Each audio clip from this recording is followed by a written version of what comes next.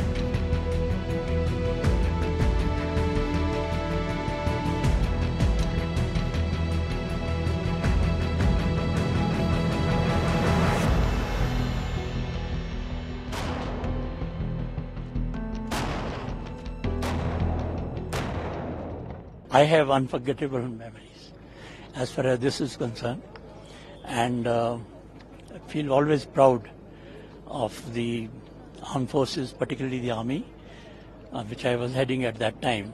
The way in which they recaptured every bit of ground here, and the manner in which they fought that war, probably the most challenging in the world.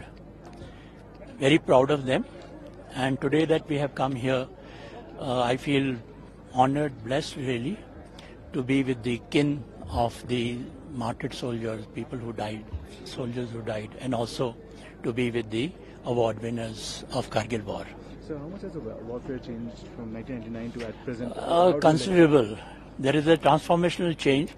The human resource asset of the Indian Army is still the best in the world. Okay, it was in that time, it was today also.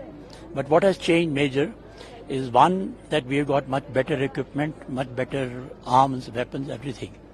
And the third thing that I have noticed now lately is that we are also now more proactive than we were 24, 25 years ago. I think that's a great, I would say, strategic change which is coming about. Last question. Okay. Last question would be, sir, how do you look at the situation at the LOC? How do you look at it, sir, overall? Look, LOC situation is well under control. Personally, I feel that I don't think the Pakistanis would dare to challenge us again. And we are now, we have adequate number of troops, and we have got adequate strength to take on any challenge. You know, in 1999 we fought this war, the Kargil War, also known as Operation Vijay. You're all aware of it. In this war, there were huge challenges, you know. The terrain is so difficult. With altitude ranging 14 to 18,000 feet, you can see this mountain all around. Sub-zero temperatures, glaciated area, the wind chill factor, lack of oxygen. You know, walking up this mountain is so slow. You take, 10 minutes to walk 100 meters, which is almost 3 times what you do on the plains. And this gets further compounded, gets further slower when you're carrying your logistics, your weapons, your machine guns, your ammunition. That speed becomes even slower. And therefore the requirement of acclimatization as well, So therefore the speed of operations reduces tremendously, because troops have to be inducted, they have to acclimatize, then you have to build up your logistics. So that, really slowed down the operations. In some cases, we inducted troops, like I can talk for myself, we moved in without acclimatization, the advance party, because there was no time. We didn't want to give the enemy more time to settle down. And so those were the huge challenges. So while the enemy was there, sitting on top, but before reaching the enemy, we have to fight the weather, the climate, the terrain, the temperatures, and only then you could reach the enemy. The other biggest challenge was that, he was sitting on top. So anybody sitting on top with a machine gun pointing at you, going against the grain, the terrain totally favors the defender, and that further, was a huge challenge.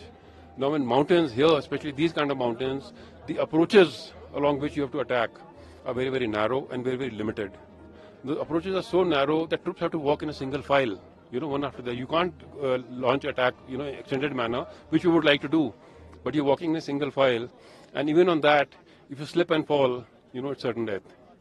And God forbid, if there's an enemy sitting on top with a machine gun pointing at you, you can imagine the challenges which our gallant soldiers faced.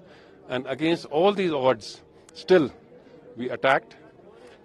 We did suffer casualties, but we recaptured all these features, one by one.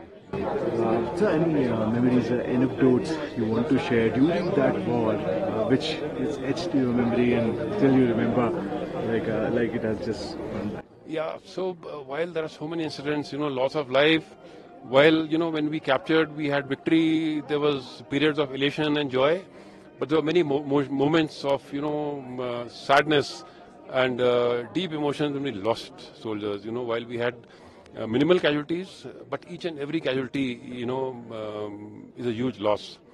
One incident which I can never forget in my life is that when we were launching attack, between 5140 and Tololing, the place called Hump, which you see here, a place called Rocky Knob. So we were firing, we didn't get success initially, and Alpha Company was to attack. Major Bhaskar was the company commander. We wanted to fire rocket launchers in the airburst role because the direct hit on these huge boulders there were not succeeding. So I was standing and there were rocket launchers, on both sides, 5-6 of them. Right of me, there was Ranbir.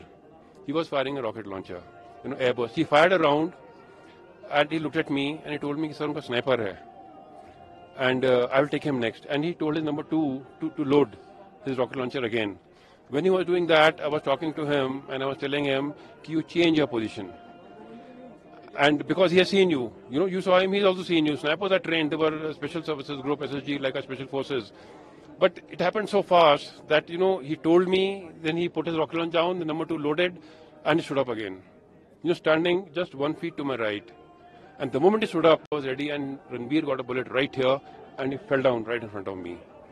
1 feet away from me. I saw him dying. And that incident, I think I never forget in my life. So these are the kind of incidents that we faced. And there, artillery was firing all over, firing airbursts on top of us, and we were just keeping our fingers crossed. We had no overhead cover because we were moving. And it could be anybody at any time. It could have been me, actually, because I also peeped and saw the sniper. But fortunately for me and fortunately for Ranbir, that he was the one who became the target. So these are the incidents that I can never forget in my life. 24 down the line, 24 years down the line, how much has the war game, the warfare has changed basically according to you? Because you have seen 1999 and you have been, you know the terrain so well. How much it has changed according to you? How do you respond to the present situation? So warfare is changing a lot in the sense that a lot of technology is coming in. Non-contact warfare is happening. China is doing that in a big way, which is continuing actually.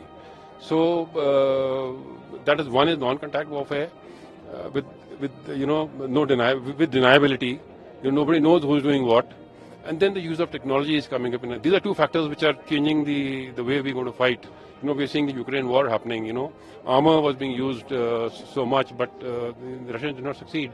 So we'll have to keep a track on this and see how we change, how we fight for the future. And what are your thoughts upon the people across the LOC? People across are no longer a challenge for us. They were never a challenge, actually. But now, much more, seeing their situation, the economic situation. I'm aware, of course I saw it in the media, that this year the Pak Army even didn't do their military exercises because there's no fuel for them. So in such a situation, the ex-chief General Bajwa has made statements, which keep getting leaked out that they cannot fight the Indian Army. So that thing doesn't worry us at all.